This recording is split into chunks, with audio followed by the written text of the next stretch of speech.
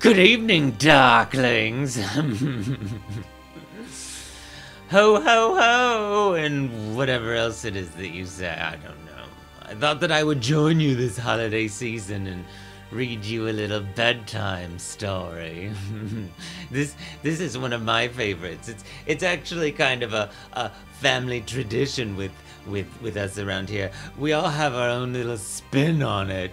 This is mine. This is just a story of something that happened to me a couple Christmases ago. It's a nice, fun little gem. I think you'll enjoy it. Are you ready? Let's get started. 'Twas the night before Christmas, when all through the grave not a creature was stirring, not even for brains.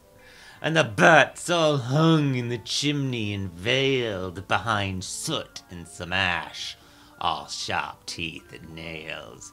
And the children, they were sleeping, but strapped into their beds, while visions of homicide raced through their heads.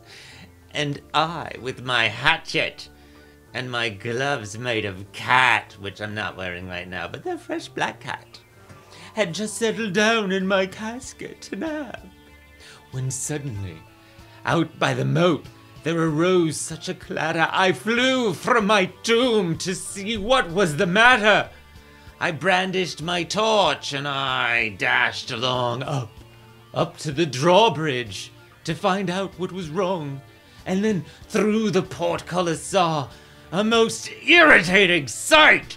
The ground covered in snow, all shiny and white. Then, to make matters worse, what should appear but a miniature sleigh and 8 smelly reindeer, and an obese little driver all jolly and stupid. That must be Saint Nick. I stood there and brooded. Faster than hellhounds, his reindeer they came, as he chortled and blathered on, screeching their names, on dancing and prancing. Honestly, I don't recall, only that he skipped the most famous reindeer of all. So softly, like leaves in a crisp wintry breeze, did he move through the air, from the ground to the trees, to the parapet up top, through the ramparts awaiting, with his sleigh full of toys, and those bells I was hating went twinkle and jingle. I heard up on the roof the clodding and pawing of 32 tiny hooves. Through the chimney he'd come, so I snuck up to the mantel, awaiting the brute with my axe by the handle. And as he crawled from the hearth, fur-lined head to foot, his clothes all covered in squished bats and soot, a bundle of toys that he'd slung on his back, I crawled out from the shadows and prepared to attack.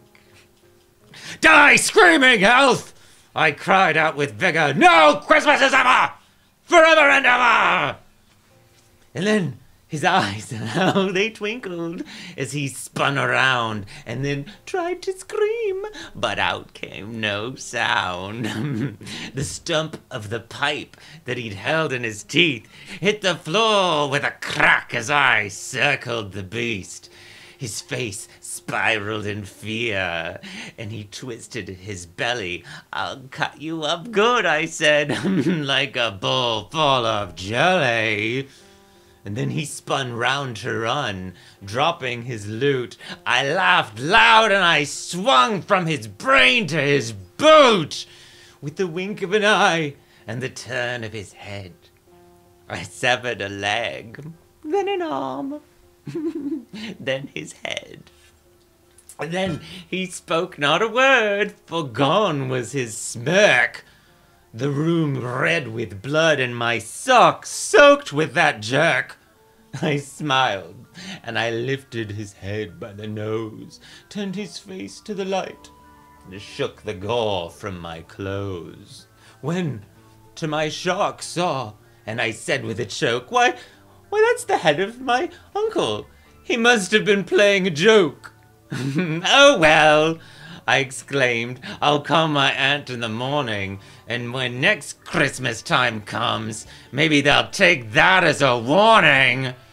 And as I buried myself in my coffin to sleep tight, I thought, Happy Christmas to me.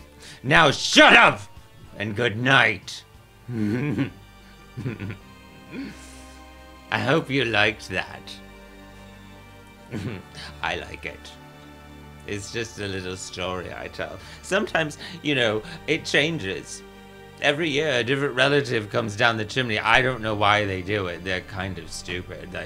I don't normally talk to them. My number's unlisted. I don't like them. Good night.